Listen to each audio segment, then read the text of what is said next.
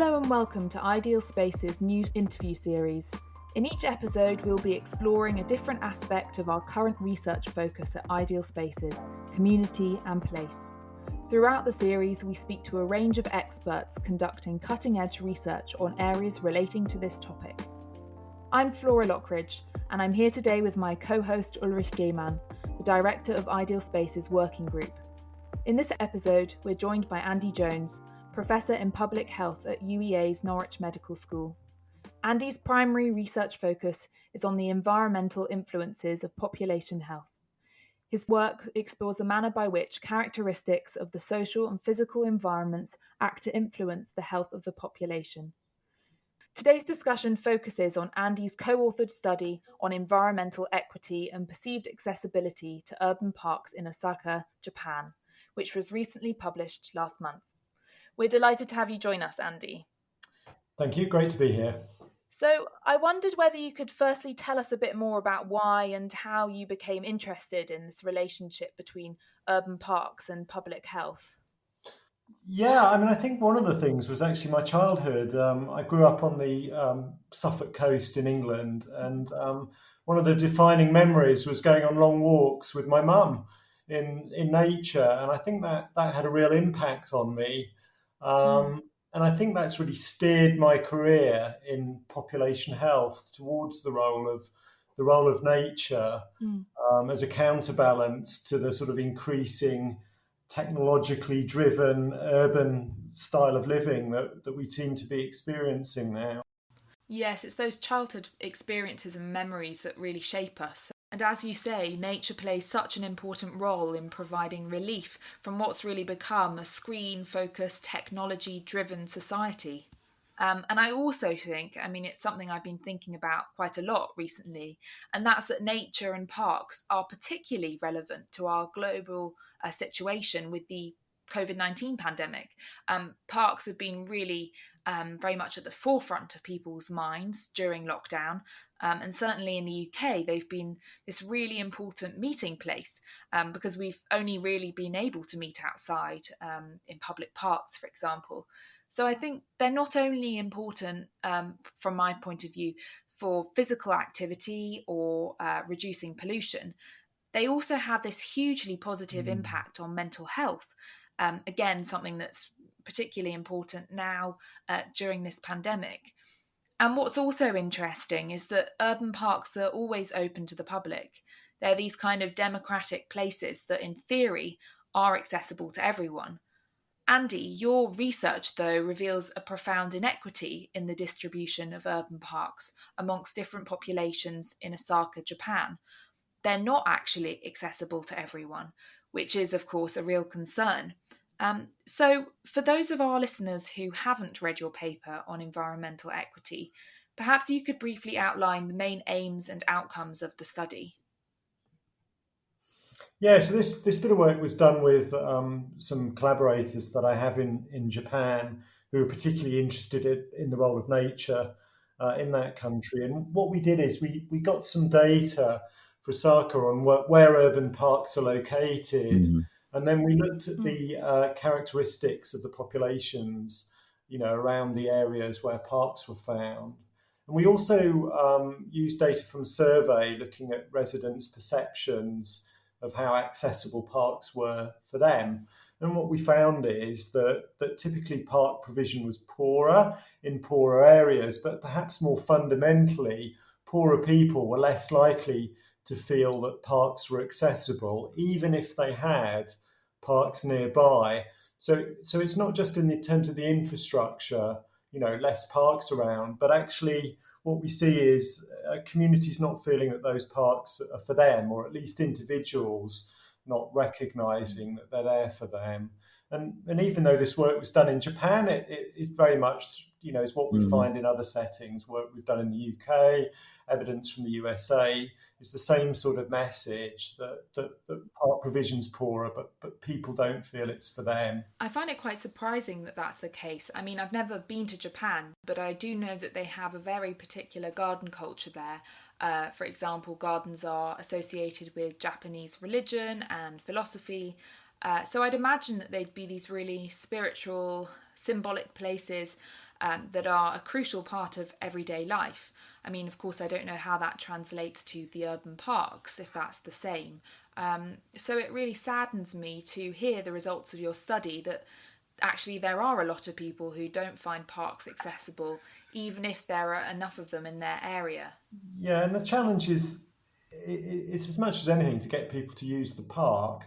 So it doesn't matter how spiritual somewhere is or how amazing it is. If people don't set foot in it, Mm. then they aren't going to benefit. Yeah. And it's all about feeling it's there for you, and actually that it's going to bring something to your life.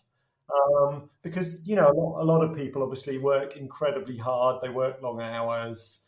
There's lots of worries in life. Those of us that are into urban parks realize the benefit of spending 20 minutes in a park and how it can wipe away the stresses of a day.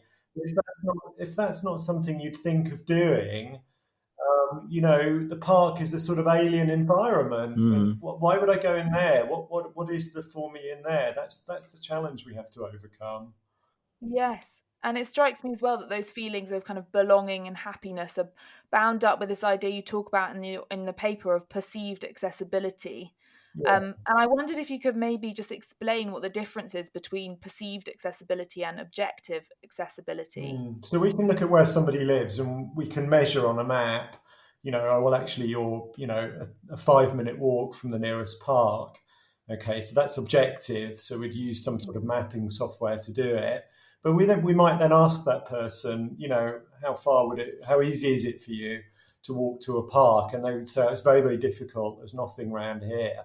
So that's their perception. So objectively, we're going to say it's just 5 minutes, but their perception is, I couldn't do that. There's nowhere for me to go, and that's where you get that disconnect. And of course, you need to break that disconnect down, because it doesn't matter what you're providing in terms of parks.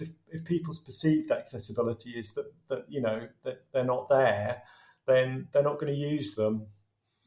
The interesting point for me also was that you mentioned, Andy, this is not just cultural specific, as in not just specific for Japan, but the same phenomenon also could be observed in different cultures, as for instance, in the US. No? And do you have a theory, a hypothesis? What could be this reason of avoiding parks related to belonging to a certain social stratum or environment? No?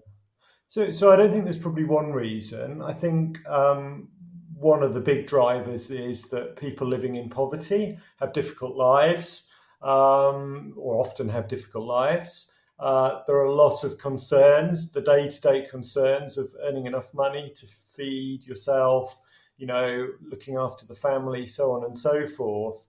And I think when times are hard, the nice things in life that we know are valuable but are non-essential disappear. Yeah. So that's one driver. I think there's cultural conditioning takes place around what the park is there for, and the fact that it actually is there for everyone, and it's not just for middle class people that want to have a nice walk on a Sunday afternoon, but there's something in it for everyone. And I think Yeah. that's another concern that probably needs to be broken down more. This idea of a sort of visiting the park being quite a middle class activity and not something that others would do, which of course is against the ethos of the urban park movement, which was Yeah. very much set up to provide recreational opportunities for people working in difficult conditions. But somewhere along the way that got forgotten somewhat, I think.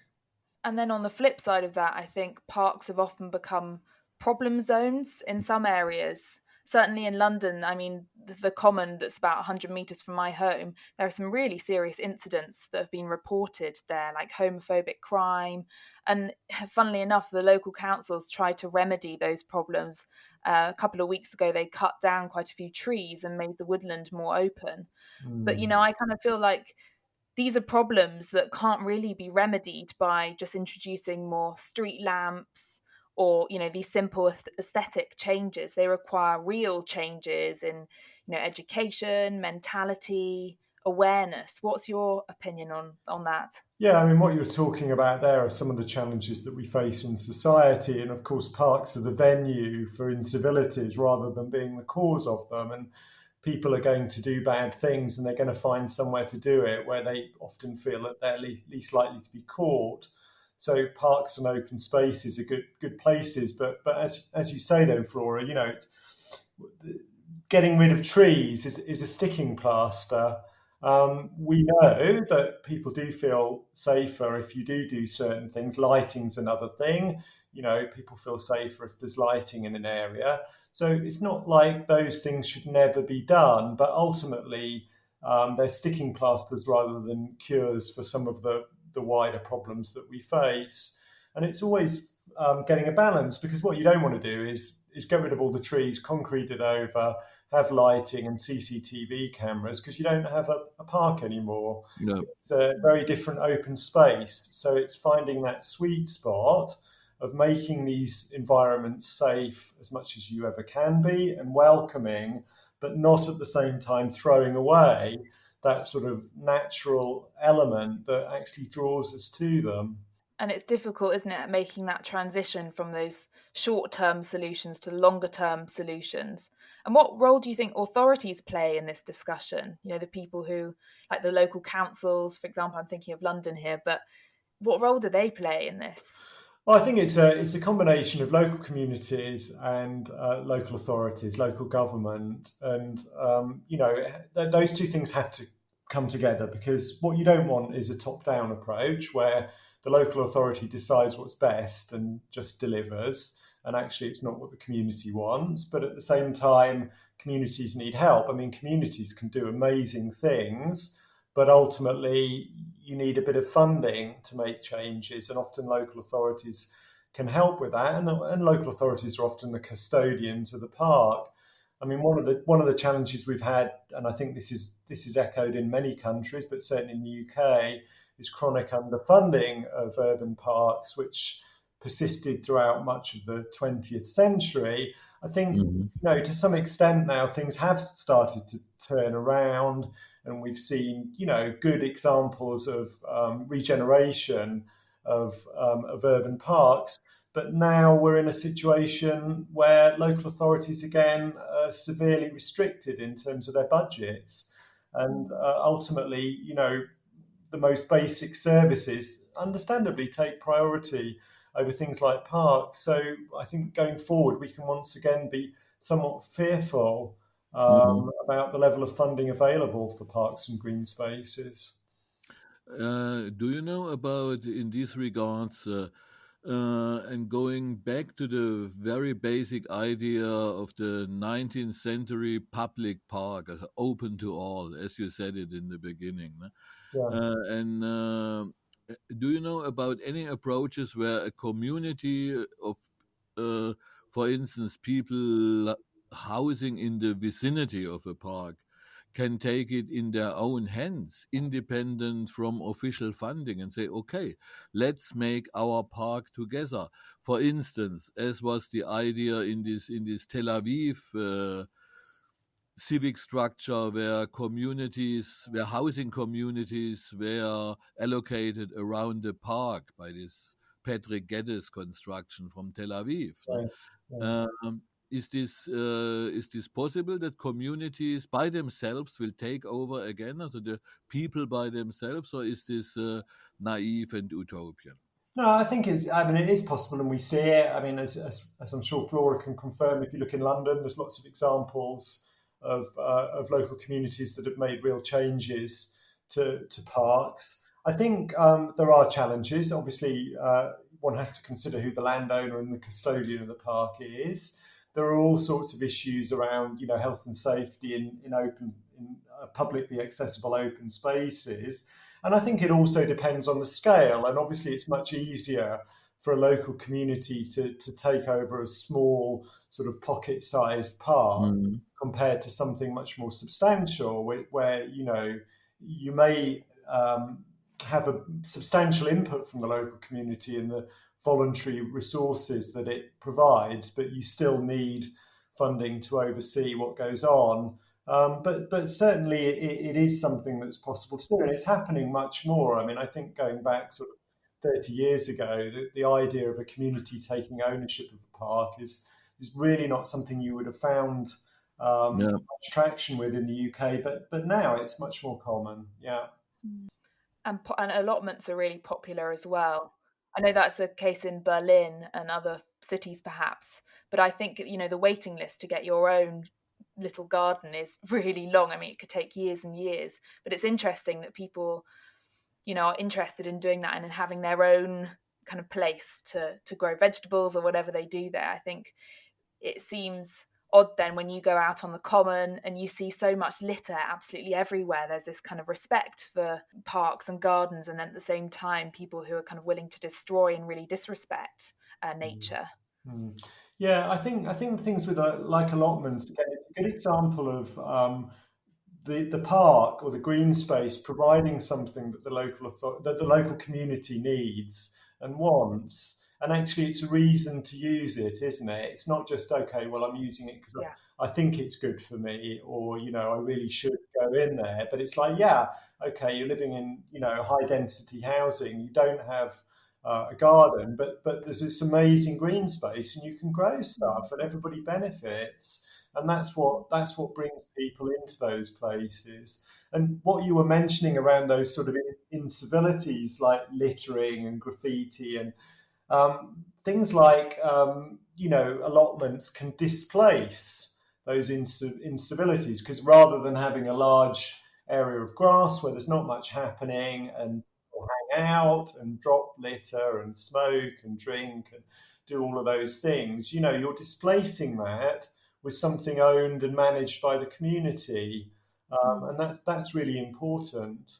Just reminds me of an experience I had when I went to Berlin. I was looking on my phone for a nice green space I could go and eat my lunch in, and I walked to I think it's Görlitzer Park, and I was shocked. I mean, it was just full of people taking drugs, and I Mm. just thought, what, I can't, it just made me feel really uncomfortable, and I thought, this is wrong. This is a place where any family should be able to just sit, or anyone who just wants to eat their lunch. And I was approached by all sorts of strange people, and it just, I don't know, I just felt really disappointed. Yeah, and you also had the current, the resilience is perhaps the word to still use that space, but that's enough to put a lot of people off from even setting foot in Oh it, and yeah. that's wrong. I read an article fairly recently about air pollution in outdoor sporting sites. It said that in about 94 of the sites they tested, many of which are located in low income areas, they found that air pollution was way above the recommended levels. And it's having a huge impact on children playing sport outside.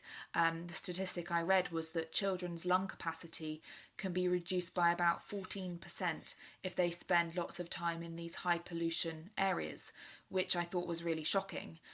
So clearly, it's not just problems in urban parks that we need to address, Mm. but also many other green areas. I think that links through, Flora, to the sort of more general urban greening movement. And, we've been talking about parks as a sort of boundary, discrete areas of green space.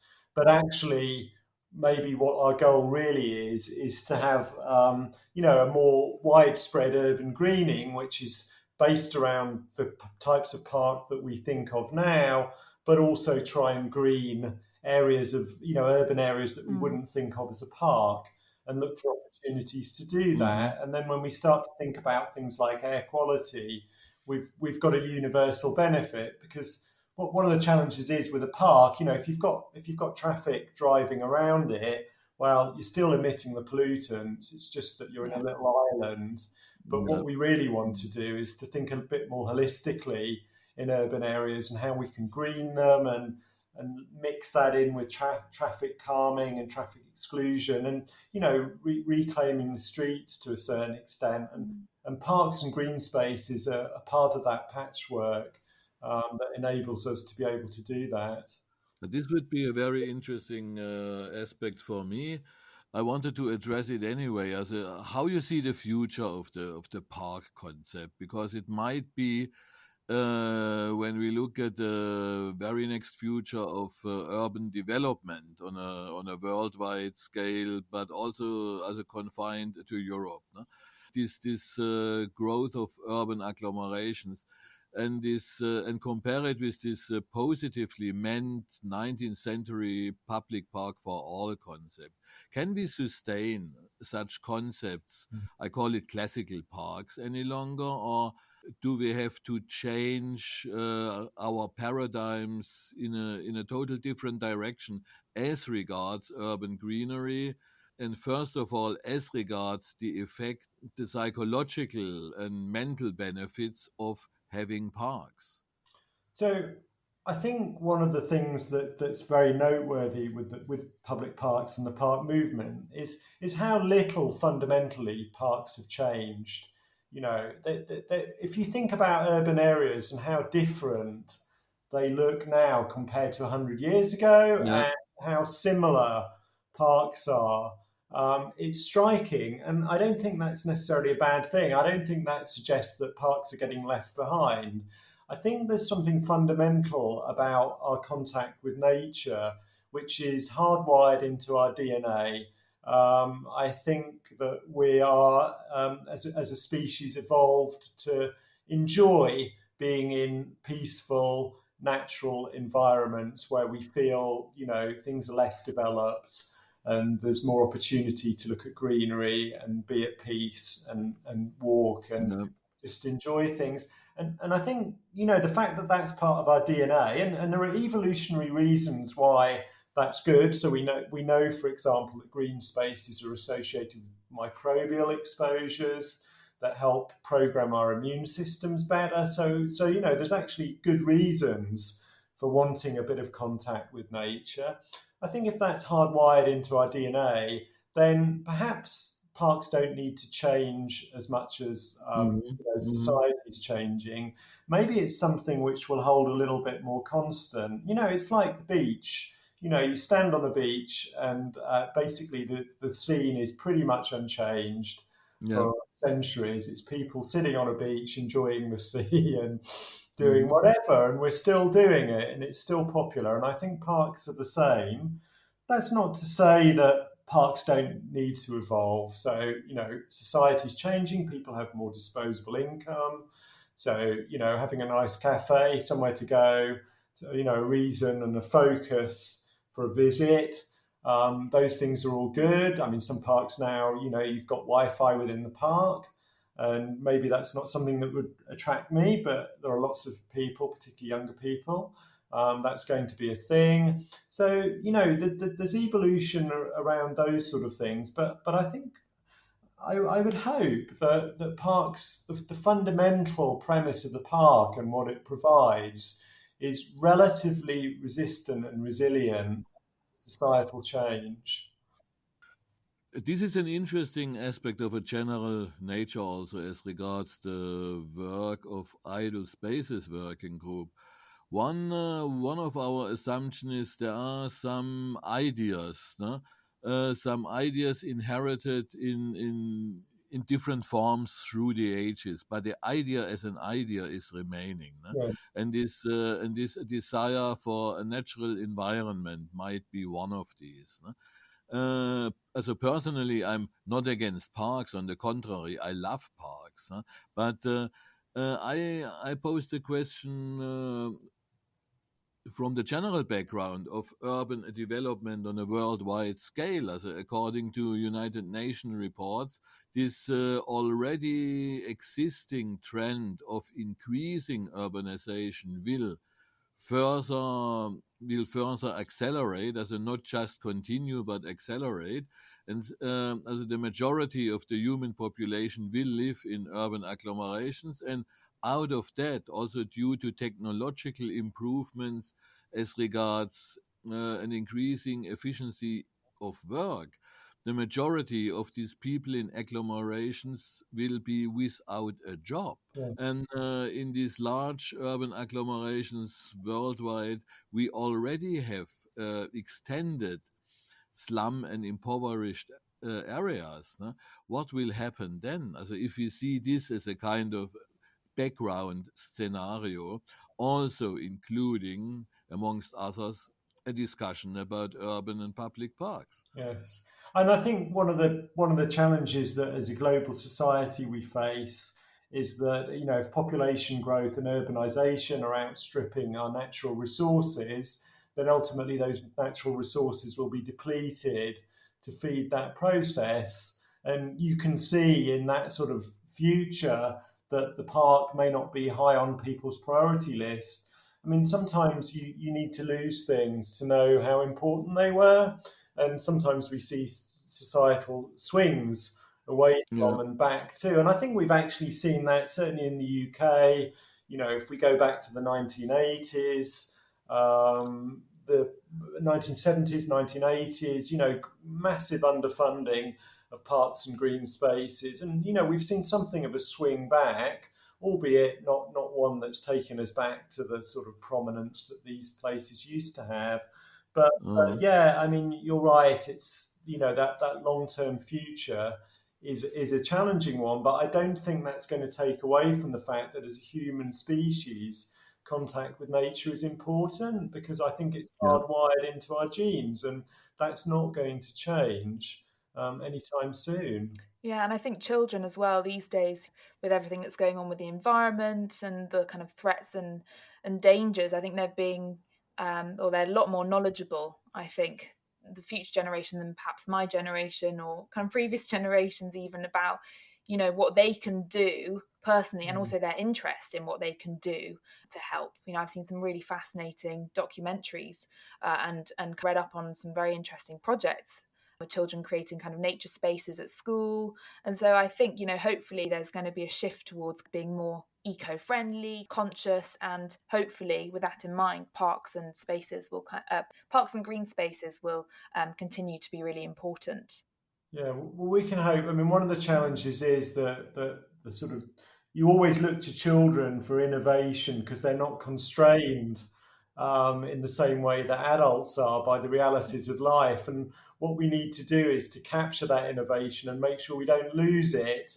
And as those generations grow up, they don't forget those things. I mean, I said at the start of this interview, I think for me, I mean, it had a profound effect, my upbringing on the Suffolk coast, and that's gone and locked in that love of nature, which I'll have for the rest of my life. And I think those sort of things are really key. It's locking it in childhood, so that it's not something that is just a phase that children pass through and then mhm, lose. mhm.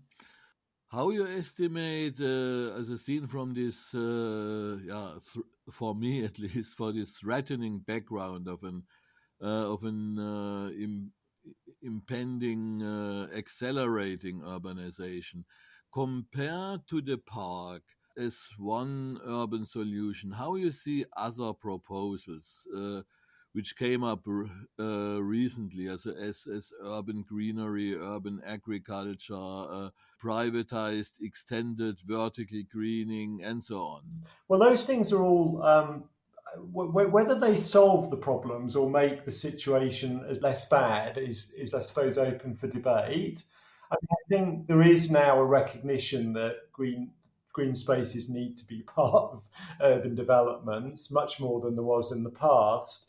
One of the challenges is, though, that when times are hard, those things, even if they appear in planning proposals, tend to not get implemented or implemented poorly.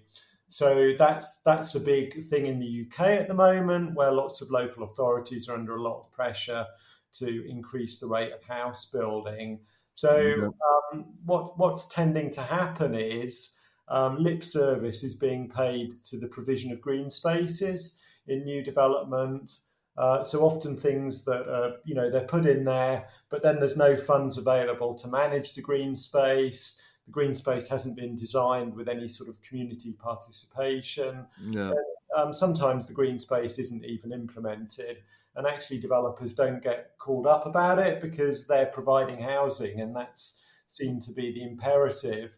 So I think that's the challenge we've got here, that more broader sort of urban greening agenda is potentially an important one, but it needs to be done with quality and not as an afterthought. And the challenge is the quality often is the built parts, the buildings, the infrastructure, the roads, and the green parts tend to be a little bit of an afterthought. And that's what Mhm. we need to try and address. No, I think a lot can be done even looking out the window now. Got lots of flower boxes and they've all been just left, bits of wood hanging off, really loads of weeds in there. And it's just a shame, actually. I think the community could do a lot more. But again, people are probably more interested in their own spaces, in their own gardens, than actually doing something for the community, which maybe it's awareness again, or kind of the community spirit needs to also help towards making the most of the green spaces that we do have. Yeah. Well, communities coalesce around key individuals, and that's what you need. And where you look at where amazing things have happened, where communities have made real change, often it's just one individual that's actually coordinated and driven that change. So that's what we need, really. We need people that are, the community green space champion, who have a role in championing that and coordinating activities. I think that's really crucial. Otherwise, as you were saying, Flora, people just live their own lives and there isn't that coordination because, everybody sees it as somebody else's job. Well, exactly. It becomes a chore as opposed to taking pride in something that everyone can enjoy. And even people who don't live in this area but can walk down the street and think, wow, really pleasant, and how nice that people have thought to do that. It's just a general Yeah. positive message, I suppose. So that's given us some really interesting points and things to go away and think about. And I think a nice way of maybe rounding off our discussion today. So thank you so much, Andy, for joining us and sharing your research findings and your insight on the importance of kind of improving access and awareness of green spaces, not only in Japan, but in the rest of the world. So it's been really interesting and thought-provoking discussion. So, if you've enjoyed this episode and are interested in finding out more about the topics we have discussed today, do check out Andy Jones's paper, Quantitative Environmental Equity Analysis of Perceived Accessibility to Urban Parks in Osaka Prefecture, Japan, which is published in the journal Applied Spatial Analysis and Policy. We'll include all the details in the show notes below. To find out more about Ideal Spaces Working Group, please check out our new website, idealspaces.org, and Instagram page at idealspaceswg, where we upload new material and ideas every day. Thank you for listening, and see you next time.